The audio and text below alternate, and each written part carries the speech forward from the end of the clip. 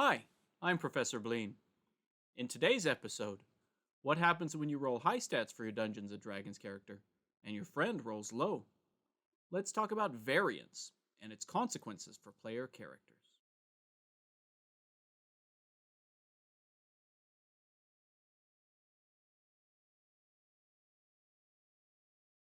In the previous episode, I talked about distributions.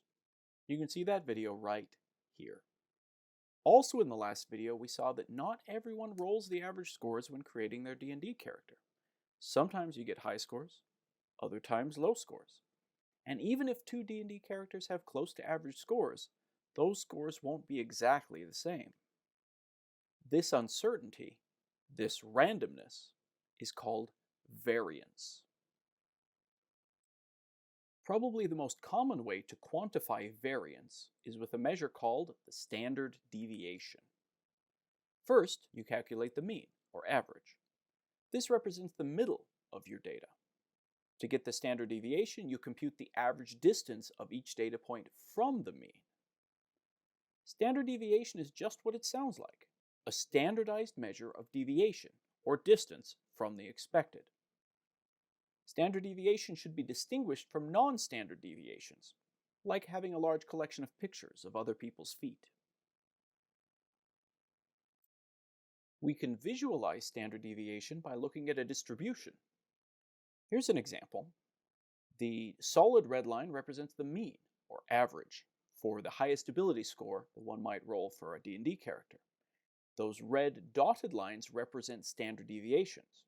First 1 standard deviation away from the mean, then 2, 3, and 4 standard deviations away from the mean. So the more standard deviations you have, the farther away from the average or expected you are. Here are some more graphs showing the standard deviations for the second highest ability score, third highest, fourth highest, fifth highest, lowest, and the sum of all ability scores.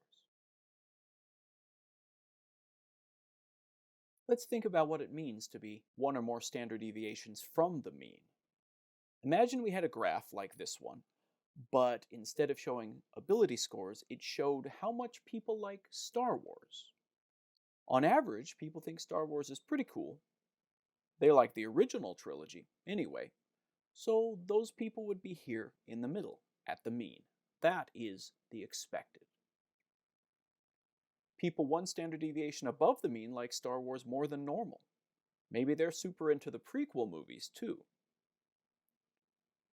If you were 2 standard deviations above the mean in Star Wars liking, maybe you rewatch the Star Wars holiday special on a weekly basis. That's a lot of liking of Star Wars.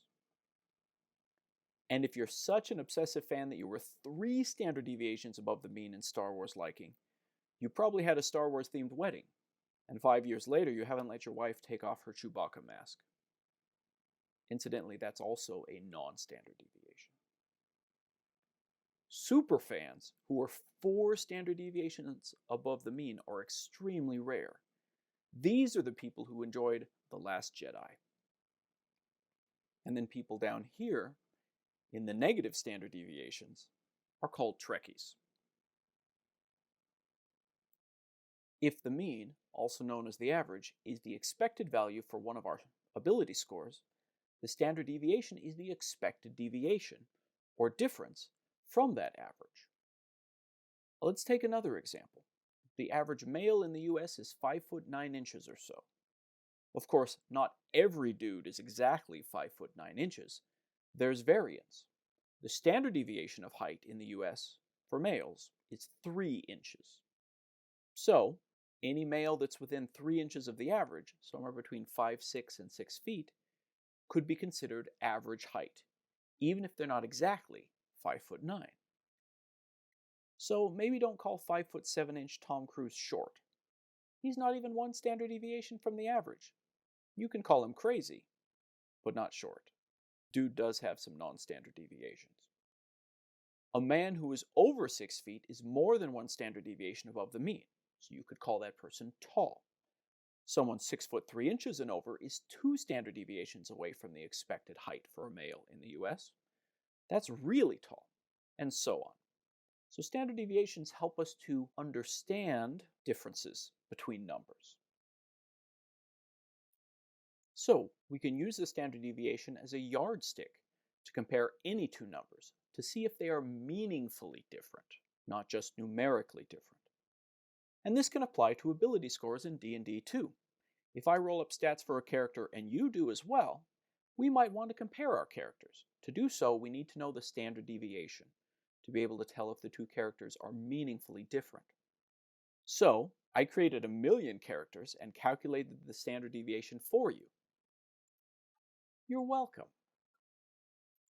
You can see the standard deviations for each of the 6 ability scores from highest to lowest, and the sum of all the ability scores here in this table.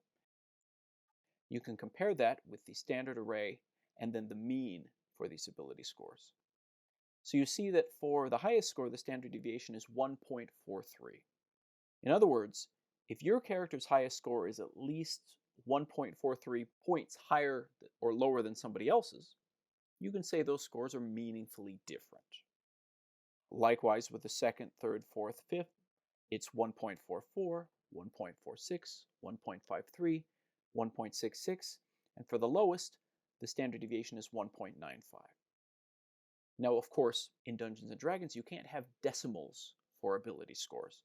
So really, we should probably just round all of these up and say if a given ability score is at least 2 points different from another score, those scores are meaningfully different. There's an actual difference there. And this is how D&D works, right? If your score is 2 points higher, your ability score modifier increases by 1. So this lines up very neatly with how the game actually works. But let's look at the sum of the ability scores. The sum of the standard array is 72. The mean is 73.45, but the standard deviation is almost 7. It's very close. What this means is, if you're comparing two characters overall, a character has to have 7 total points higher or lower than another to be meaningfully different than that other character. And we can see that in this figure showing the sums.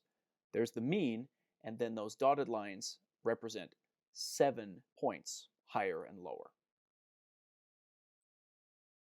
This graph also shows us that as we move farther away from the mean, there are fewer and fewer scores. So many scores are within 1 standard deviation of the mean, but very few of them are beyond 3 or 4 standard deviations of the mean. In fact, this table shows you that for each of these scores, on average about 70 to 80% of the scores are within 1 standard deviation of the mean. 90 to 98% of the scores are within 2 standard deviations. And almost all of the scores are within 3 standard deviations of the mean. So if a player comes to you with their character and their scores are more than 3 standard deviations from the mean, they're either really lucky or a little cheaty.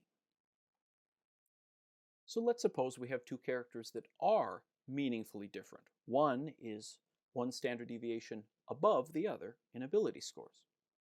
What would that variance in ability scores look like during a D&D session? Well, to understand that, we have to make some characters. Recently, the Dungeon Dudes posted 4 videos in which they walked beginning characters through the process of character creation. They made 4 different characters: a champion fighter, a thief rogue, a life domain cleric, and an evocation wizard.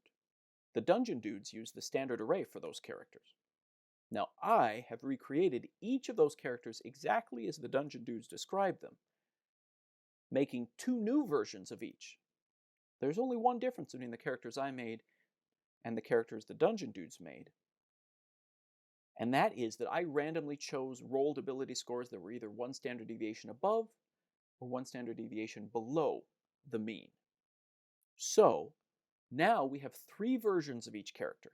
The exceptional one, with scores 1 standard deviation above the standard array, the average one, with scores at the standard array, and the disappointing one, who has scores 1 standard deviation below the standard array. I like to imagine that it happens something like this.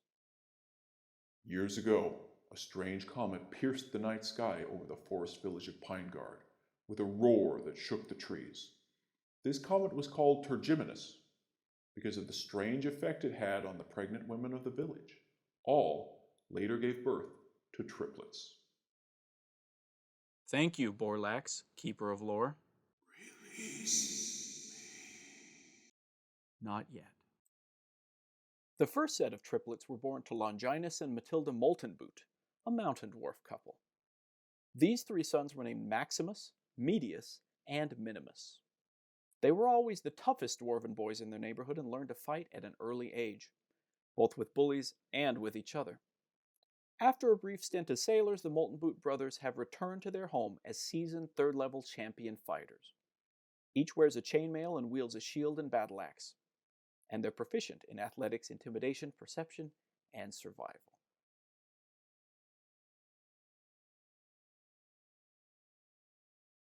In this table, you can see the Moltenboot brothers' statistics. Now, Medius has the standard array for his statistics. Maximus has ability scores that are one standard deviation above that, so his scores in total are higher. And Minimus has scores one standard deviation below. So you can see they are different in their strength, dexterity. Their constitution turned out to be exactly the same for all three. But Maximus is a little bit smarter than Minimus, has a little more wisdom than both of his brothers, and Minimus is the least charismatic of the three by far. None of them are that charismatic, but he is just the worst.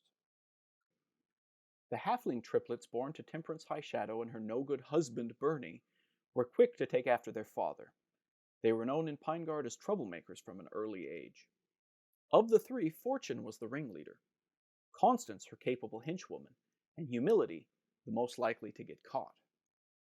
The three girls moved to the city with dreams of making it big, but only succeeded in becoming wanted criminals, which prompted them to move back home. Now third-level thief rogues, the girls are more skilled than when they left, but in their hearts, they are still troublemakers. Here you can see the stats of our three halfling rogues. They're all pretty weak, especially Fortune, even though she's one standard deviation above Constance. But Fortune has an excellent dexterity, a higher constitution, higher intelligence, higher wisdom, and higher charisma than her sisters. While Humility brings up the rear with the lowest constitution, intelligence, wisdom, and charisma. Expecting only one child, Richard and Laylene Viersk were caught completely unprepared when triplets were born. They had agreed to name the child Richard Jr. after his father if it were a boy, as many humans do. Not knowing what else to do, they named all three boys Richard. The first, who was always best at everything, earned the nickname Rich. The second was more average and was simply called Junior. And the last was a bit bumbling and everyone took to calling him Dickie. These three boys joined their father at the temple. Now each is a skilled third-level life domain cleric with burnished chainmail, except Dickie, who isn't strong enough to wear chainmail, and a shield to protect themselves, and many spells to protect allies and harm enemies. Here you can see the stats for our different life domain clerics. Rich is the strongest. None of them have good dexterity. Rich has the best constitution, intelligence, better wisdom, and charisma, whereas Dickie lags behind in pretty much everything. He has about the same intelligence as Junior, but otherwise, he's having a hard time. The gnomish Waggletrick family has a reputation around Pine Guard for starting forest fires through the overzealous application of fire magic. When the locals heard that Jacinda Waggletrick was pregnant, they said, "Here comes another firebrand." But when Jacinda gave birth to triplets, the locals organized a permanent fire brigade. After losing their parents in a fire-related accident, the three young gnome girls moved out to their grandfather's tower deep in the forest. Locus Waggletrick, their grandfather, drilled them daily in the precision and focus of mind needed to master the delicate and mysterious art of magical arson.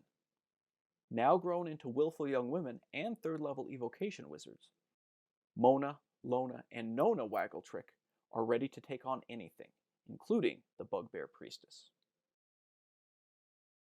If we look at their stats, we can see that Mona and Lona are a little bit stronger than Nona.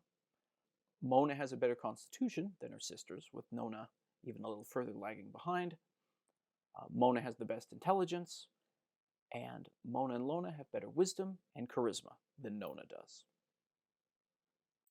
In order to see what consequences these differences in ability scores have during gameplay, we're going to put each of these characters through a gauntlet. They will have to do some exploring and some combat, and then we'll see how they perform compared to the other characters.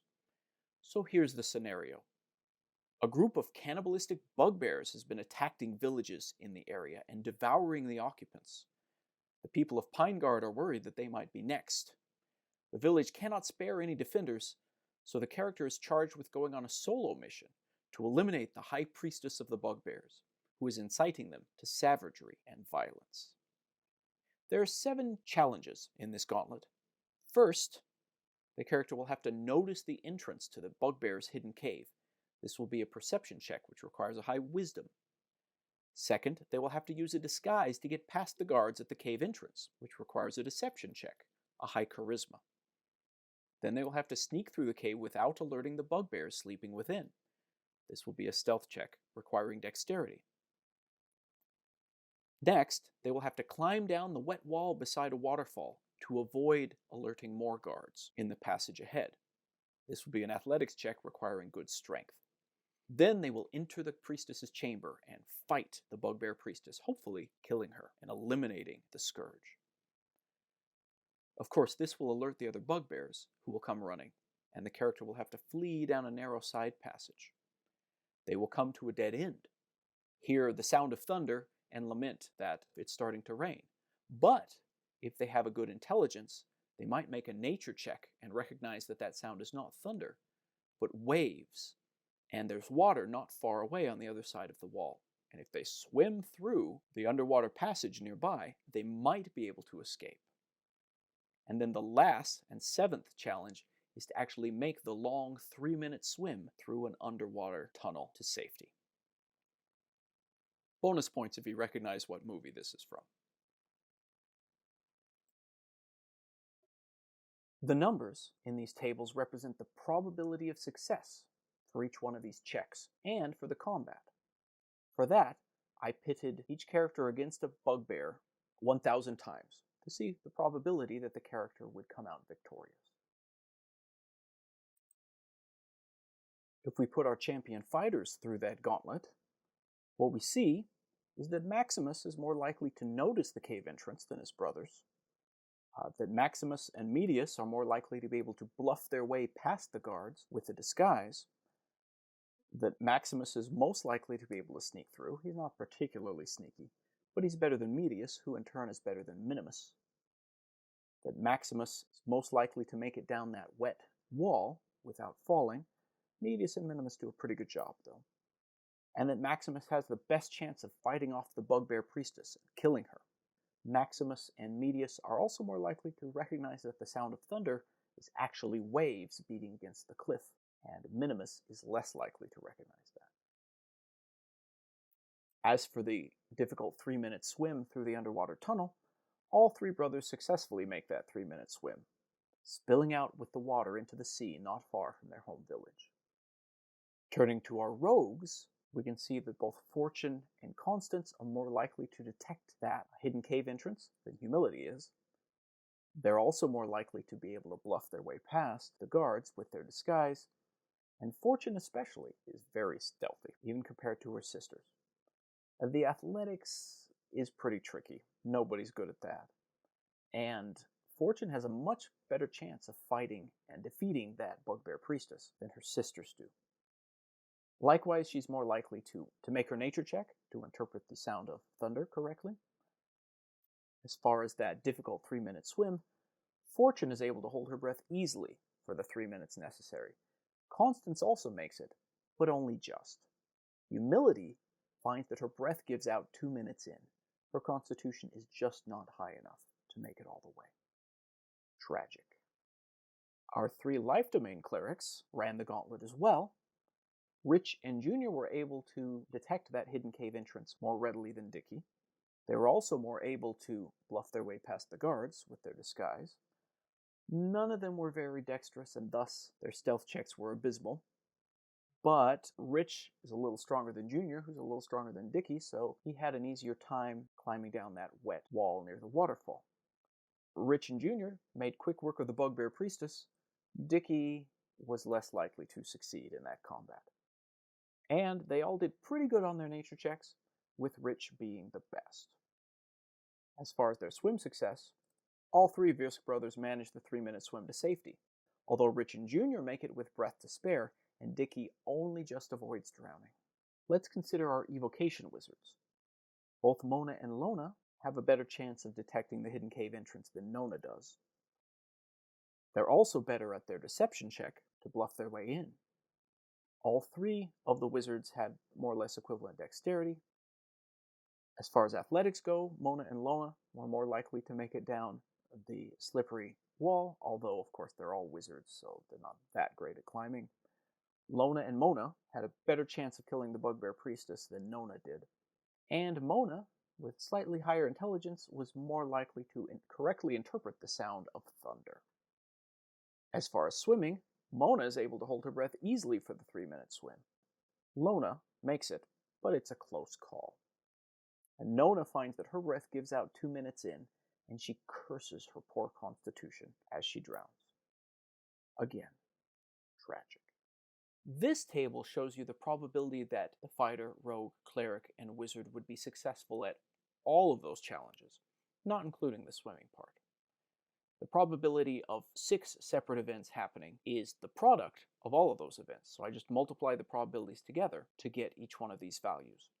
And you can see that small differences in the probability of each one lead to noticeable differences in the overall probability of success for the one standard deviation above the mean versus below the mean versus the original. The other thing you notice is the chance of success is not that great. The odds that one character can do all of those things successfully is pretty low.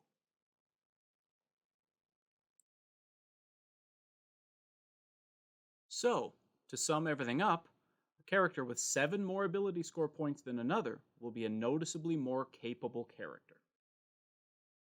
This time we talked about how variance in ability scores affects player characters.